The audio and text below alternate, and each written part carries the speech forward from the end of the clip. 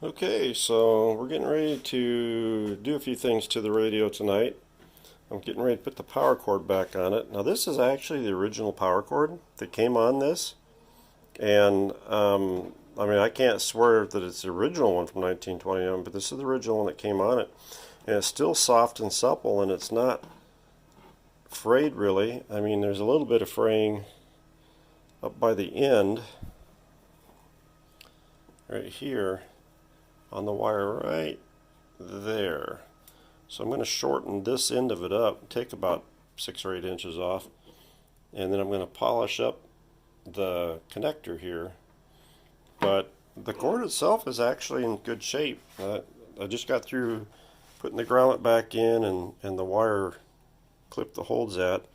I'm going to hook these back up. But that's what we're doing next year. So let me get that done. Alright guys, I got the power cord all wired back in. You'll also see a new addition here. This is 4,000 ohm wire one that I was telling you that I bought. This is actually a 12 watt resistor, and I decided to go ahead and use it in place of this one. Once I got this one all screwed down and I checked it with my meter before I even put anything on it, it wasn't quite right. It was kind of flaking out a little bit here and there. I don't know, it was getting erratic the longer it sat in there, which seems weird to me. But it did, and I decided after everything I've done I wasn't even going to chance it. So I just went ahead and put this one in place. I left that one in there for historic value or whatever. Next time this thing's apart I'll be long dead, I'm sure, so whatever. Anyway, so that's in there. The power cord's all in there. I've cleaned it up, blown it out. I think we're in pretty good shape. I've got to flip it over and get the top started back on it so I can finish a couple of screws that need to go in here. And I got some pipe cleaners that are made specifically for cleaning the tube sockets. I'm going to do that. So let me get the pipe cleaners and I'll show you that process. Alright, so these are the pipe cleaners that I've got. You can see they're called bristle. They're cleaners specifically for this, and they've got almost like little sandpaper dealies in there. But they work pretty good for this. You can get them in there and hook it up and down. Okay, so I've got them all cleaned out now. Now I've got my liquid deoxit, and I'm putting a little bit on this, and then I'm just going to run this a little bit through those. I did these already. I hit these. Not long, just a little bit, just enough to coat it. They're already clean.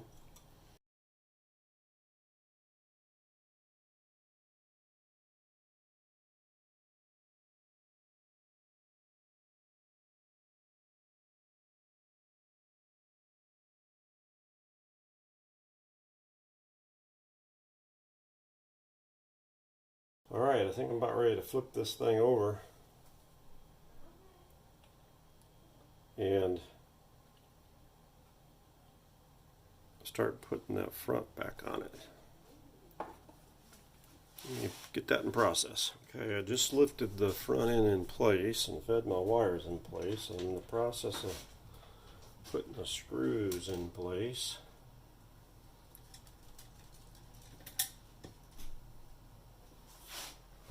I had very good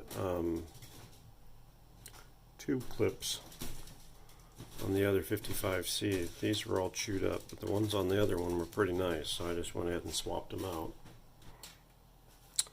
There's 2 in there. I think I got 2 more I gotta get in place. Yeah, one right down there and one right down there, I think. Find a couple screws that are the right ones, and I think I got them here. Alright. Now if I can get them in place, maybe the other thing, the other magnetic, good. So I can get this one in here.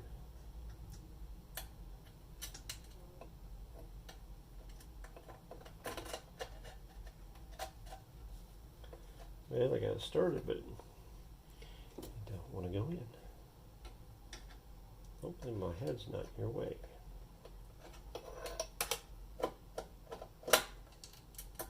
There's that one. Apologize if my head was in your way. And that other one's over there on the other side of it. Volume control. Alright, let's see. There's that hole right there. If I can get the screw in it. Everything wants to stick to the magnet. There we go. There it's in. Okay. Sorry I bumped the camera, boys and girls and ladies and gentlemen. Alright, now I got to find some nuts. That's for the one. And that's for the other one. I need 2 more nuts and 2 more washers. There's the nut. And there's a nut. And there's a washer. And there's a washer. Alright, now I got to slide this thing forward, guys, and you're not going to see what I'm doing because I got to put the nuts up from the bottom side. So I apologize for that. In fact, I'm just going to pause this. I got the screws in the holes and the nuts started. They're not tightened down yet, but I didn't want to tighten it down until I got this brace on. Shoo, the brace goes right here. See if I can get that started.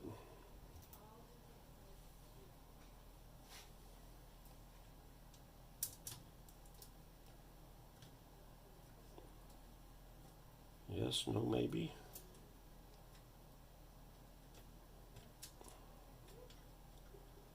Yeah, there it goes. Alright, now I gotta get this end lined up here.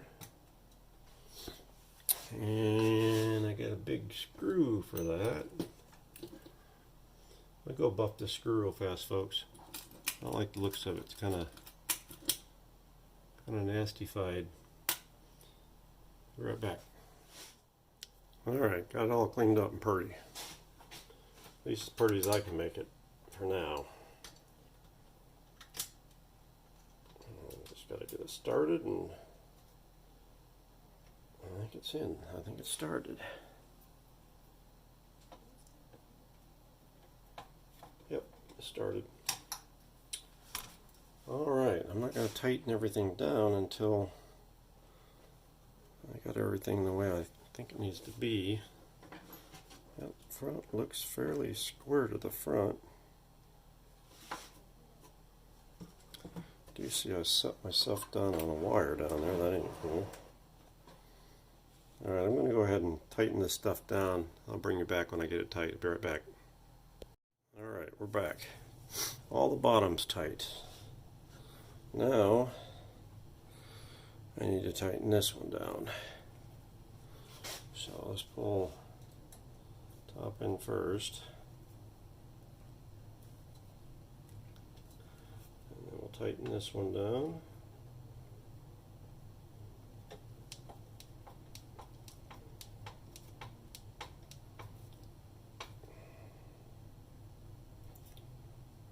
Alright. Nice and solid. Yes, sir.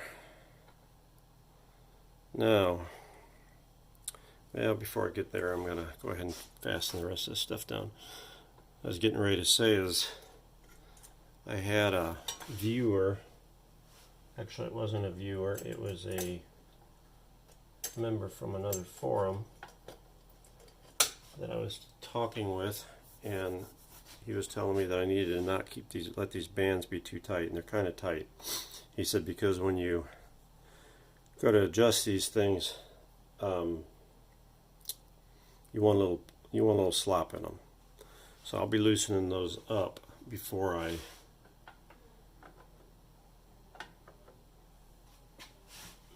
get finished with it here. Alright, now I need the 2 screws that hold the volume control on. All this is hidden anyway. I'm just, you know, how do I want to say, stupid about details. Alright, there's one.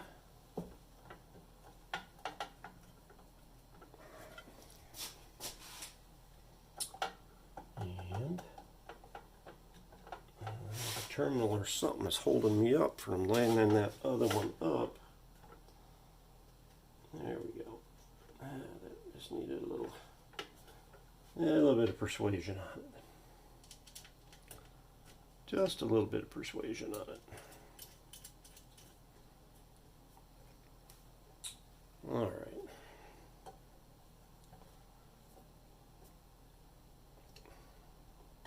This is the volume control I repaired. Hopefully it's going to work.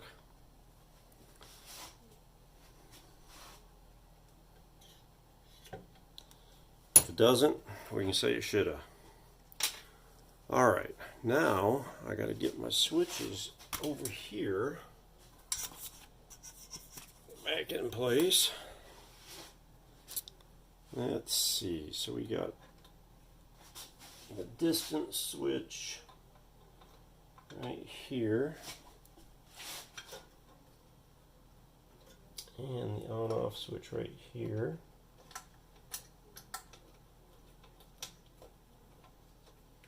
And it looks like I need a little bit of wiring up from the bottom. Let's see if I can tip this thing up a little bit and see if we got some slack. We should have a little bit of slack here. I don't know if there's going to be enough slack, but we should have some slack. I think we got plenty of slack for the distance switch. I think I just got to get it at the right angle. Got to get the angle to the angle. And my camera's in my view, so I'm going to have to shut you guys off and move you for a minute. Okay, I got the switch in. Both switches in. On the on-off switch, I wound up having to unsolder the top wire, which goes down to the electrical cord, because I had routed it where it wouldn't reach, so I had to unsolder it, reroute it, bring it back up. Luckily I didn't have to do anything too strategic with it. I've got to put the IF wires back up to the, I got to hook them back up to the tuning condensers. That's what I'm getting ready to do. I got this one over here on. I got to get this one on and this one on. So I just got to route them over there. The other one went on pretty good, so I'm sure the rest of these will as well. Harder part's probably just going to be getting them tight without everything twisting around.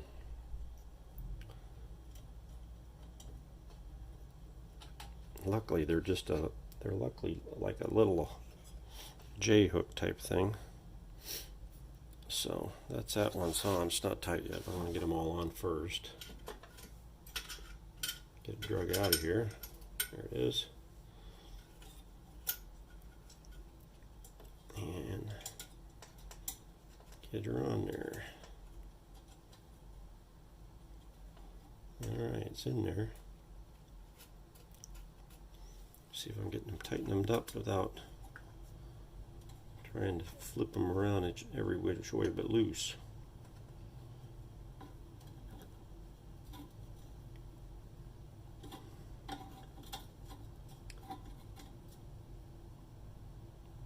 There's that one. That didn't go too bad.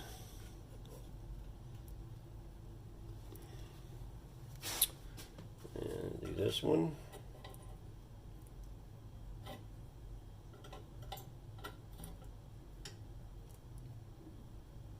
Okay, that one, and maybe this one. That one's trying to turn. Always got to be one in the bunch, doesn't there? Always got to be one wise guy.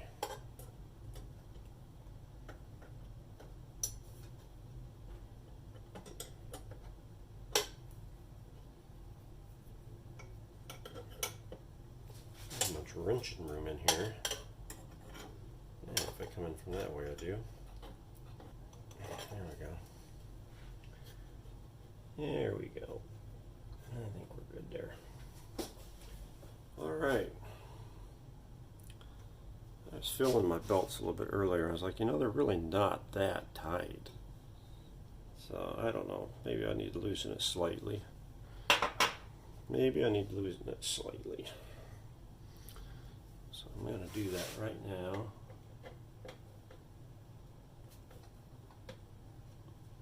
Let it kind of tension itself here.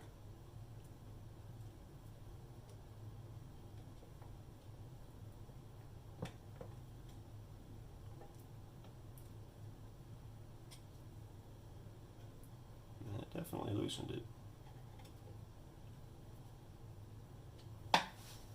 Question is, how loose is too loose? That might have been a little too much, I think. But then again, I don't know. You said you wanted to have that little bit of play, and I got a little bit of play there. I'm going to leave it right there, I think. I'm going to see when it comes around. I guess it don't come around enough for it to come off of the peg. So you got the little pegs in here. I don't know if you can see that when I bring that around. You got the little pegs in that, and they don't come around enough for that to come off, so should be fine, even with the little bit of slop I got in there. So let's go ahead and loosen this one up a little bit.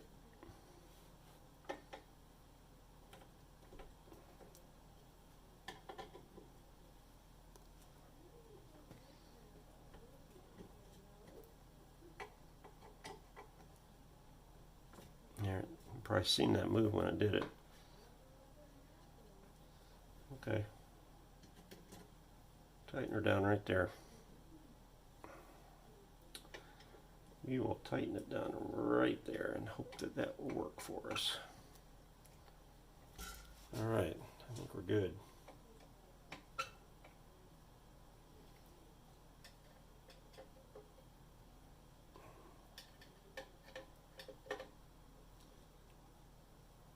All right, I think we're good there. Check all these screws in the front. I know the ones that I had down below are tight.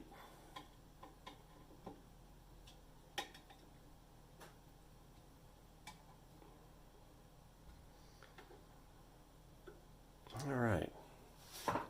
Okay, now I got to get my bulb in place. And hopefully I got enough wire to do that.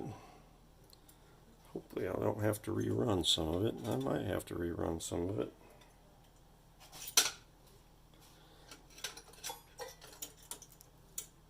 I may have to figure out,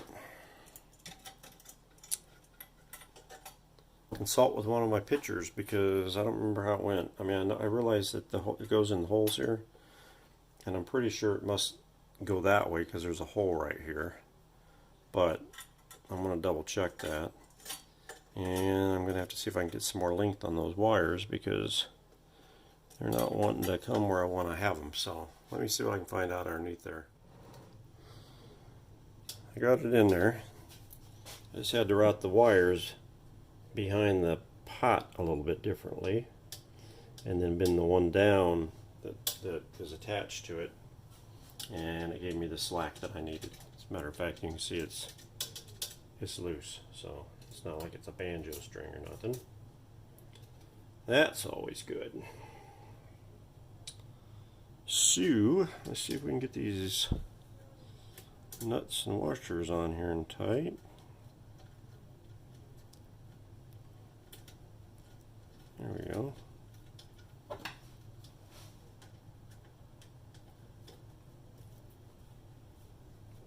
See if I got something to hold the nuts and washers with. This might be the right one, I think. Yep. All right. Last one here.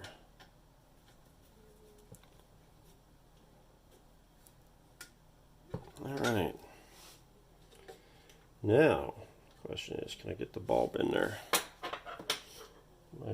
Might have should have put the bulb in there before I tightened it down. Might have, should have, could have. I guess the bulb. I guess the one that came in it.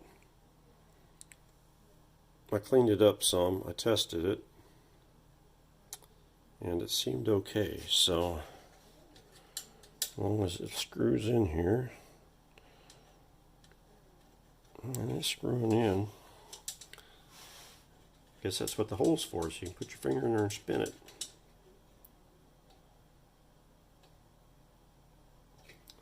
Alright, bulb's in place. So, what's that leave us with? These caps, which I'm not going to put on until after I know I'm finished underneath. I'm going to have to take some voltage checks. The tubes, which I cleaned up and tested the other day. I think I have a bad, well, let me rephrase that. I know I got a bad 27. But I was testing so many tubes. Yeah, this uses 27. So I've got a couple 27s coming. So I can't put those in tonight. 24s. What you guys are seeing when I'm wiping out, it's that deoxit that I put in the tube sockets. So let's see. I know that I've got my 80. So I can put the 80 tube in. Although I'm not going to put the rectifier tube in until after I bring it up on the Variac and see what's going on. Make sure I don't have any dead shorts. 24s, I think I got 2. And the 27s, I know I got a bad one. And the 45s, I know are good. So let me go get my tubes. Alright, so here's one of my 27s. A good one. Has a grid cap. So we shall stab that puppy in place here.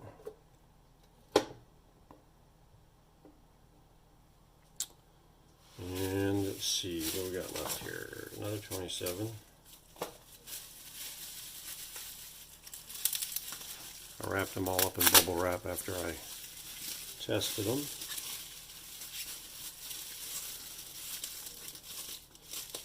That's right. This is a little 27. It's a good one, but it's little, but it doesn't really go with this set.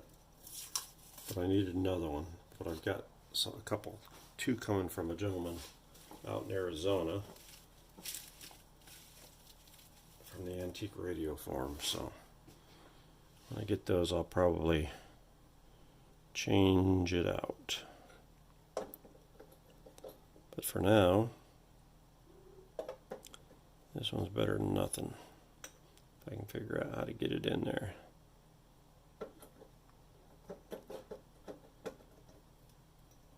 And get the holes lined up. There we go. Alright, and I need 2 24s. So here's one 24.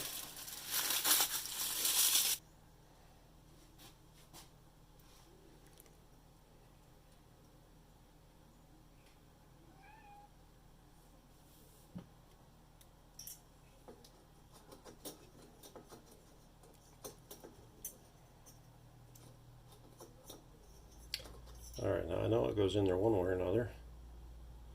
Let's see. I think it goes like this. Yep.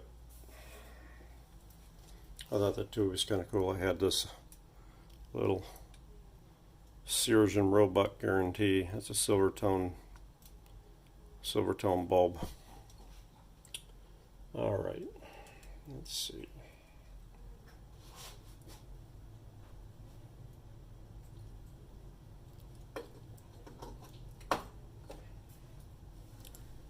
There's that one.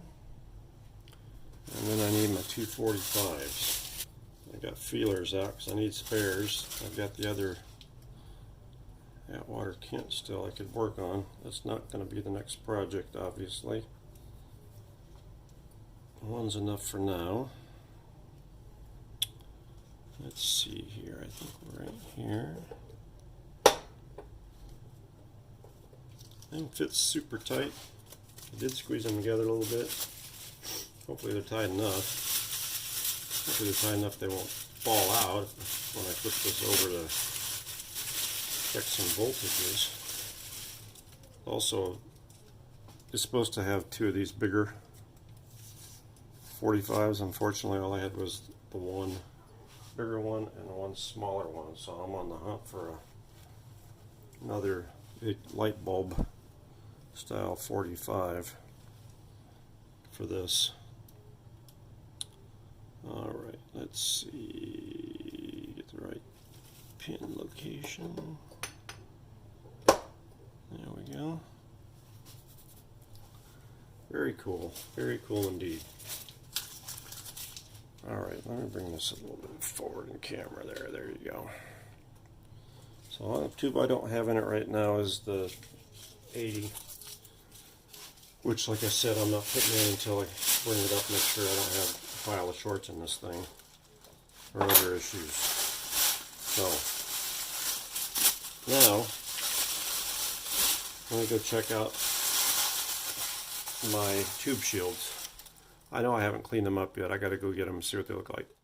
Okay, as far as tube shields are concerned, the ones that I had taken off of this particular Atwater Kent, although not in horrible shape,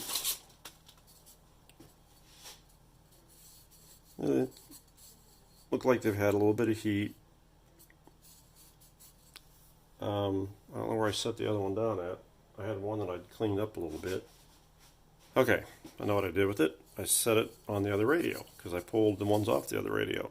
So these are the ones that came on this unit. These are the ones that came on the other unit. If you remember when I started, I told you the other unit was cleaner looking than this unit. And on the exterior, I mean, it's filthy, don't get me wrong, it's filthy, filthy, filthy. But the actual chassis looked much cleaner. Now, I took that other chassis apart this evening to look at, to see if it was exact same as this one was. And it actually was the little bit later version because they had the third filter condenser can in it.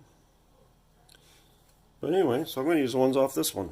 So let's see if we can get these shoved in here, shoved on here.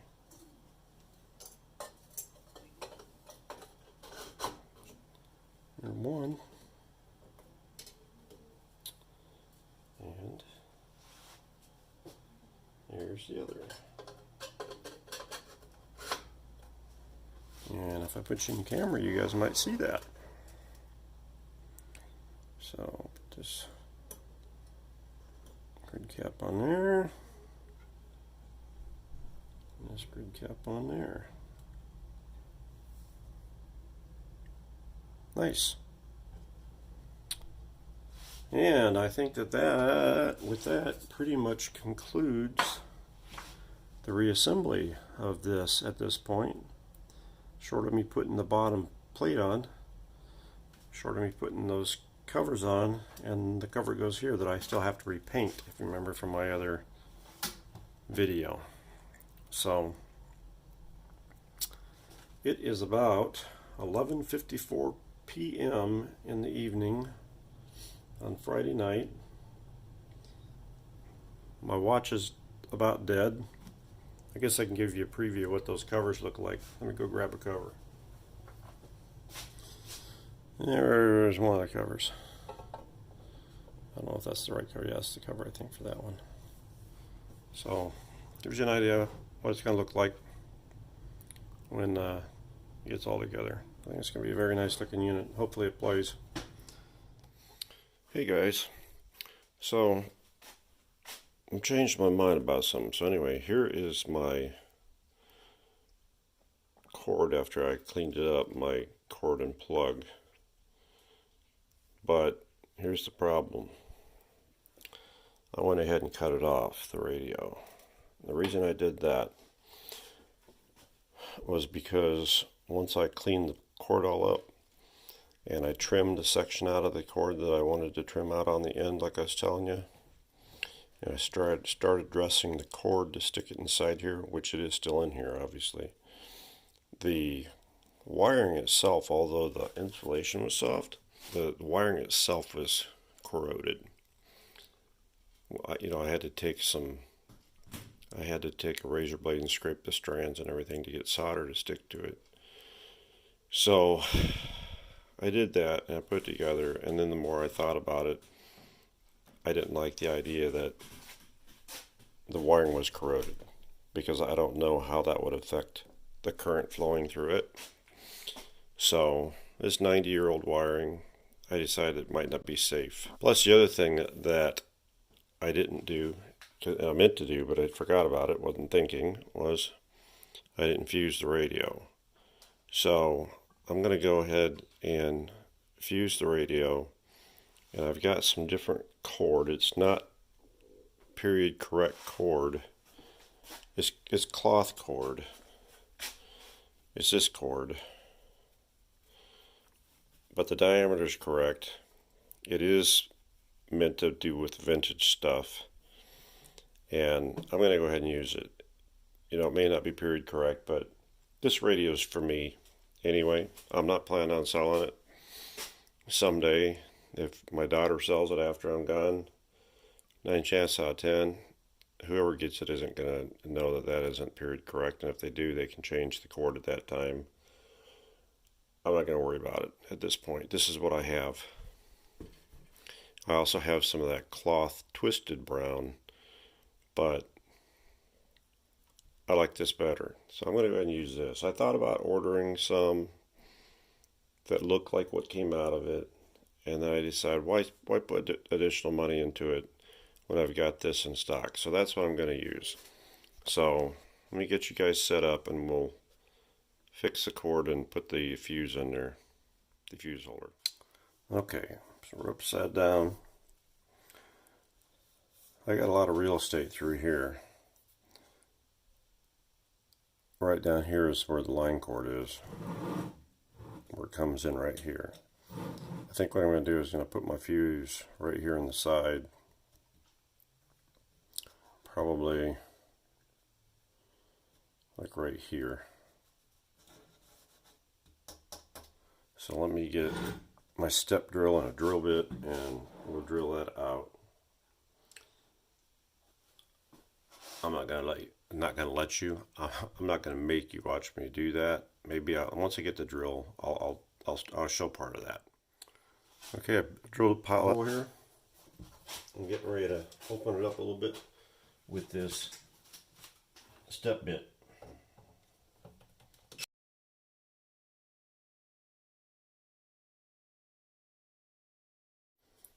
I was saying I was not worried about that line cord not being original, but obviously adding the fuse in here isn't original either, so I guess I shouldn't have been too worried about it. One more step, I think. Hopefully one more won't be too much.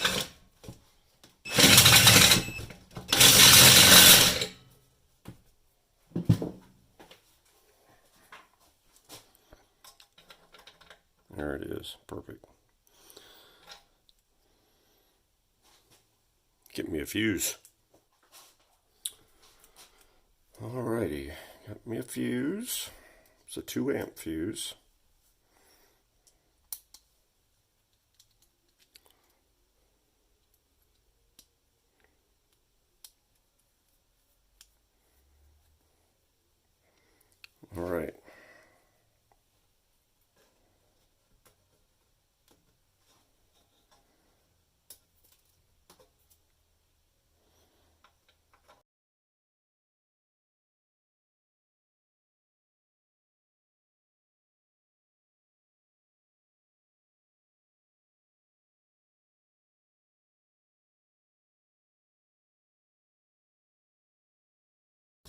Now I got to undo what I did here.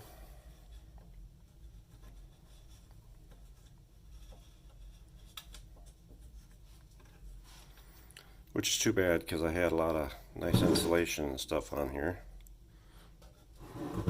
Get you where you guys can see that better. Alright, so what I got right now is I got this fed through there. And what I did was I put two pieces of heat shrink on here. The purposes of the heat shrink twofold. One, this moves and it unravels really bad. So this will keep this from moving and from unraveling. Two, I can't pull it through now. I didn't have to put any type of knot or anything here because it won't pull through now. So I'm getting ready to cut some of this off, strip this back, connect my one wire here, connect my other wire there. So that's what I'm going to do. Let me get that done. Okay, so we got it all done. It's all in here now. Got the fuse here. Got the black running to the fuse. Goes down to the switch, comes back. Goes to the transformer. And then we have this one going to the other lead of that transformer. So it's in place. Another thing I did was I was looking at one of my old pictures I had taken when I took this apart. And they had this wire spring that holds the grommet, this plastic grommet in place. They had it soldered to the chassis here. I don't know why they would have done that, any particular reason why, but I just went ahead and soldered it to the chassis just like they had. So that's that. I'm going to flip this back over, and then I'm going to put the other end on, and then we'll probably put some current to this and see what we get. Let me do that for you. Okay folks, here's what I got. And you see it, I got the cord all coiled up. Here's the cleaned up original end. I put the heat shrink just to keep this from raveling and to give it a nice entry into that oval shape down there. I put a couple of them on there so I could build up the thickness so it'd be nice and tight, and then I shoved it in there. I got it all in there very nicely, and then what I did was I went in, I pushed it up as high as I could get it so I'd get good penetration in the plug, and then I filled it up with hot glue around the center and down into that cavity so that the end will be nice and nicely attached to this. So this is never going to have to be worried about. Now granted, you still don't want to pull it out by the cord, but you know some kids do. So hopefully no kids will be pulling this out, but got the rosette on there. It turned out pretty good. So that's that. Let's see. There's the other end of it. It's all nice and cleaned up. That was part of it. So I'll go ahead and plug it in here. And there it is. Ready for another 90 years of use. Here's a overall look at the radio off of the little tripod, my hanging tripod. So tubes are all in there, everything's in there. It's ready to put some power to here. I don't have the 80 in it. I'm not going to put the 80 in it until I power it up. So I think that'll do it. So from Gregg from Gregg's Vintage Workshop, thank you for watching. Tune in for part 12. Thank you.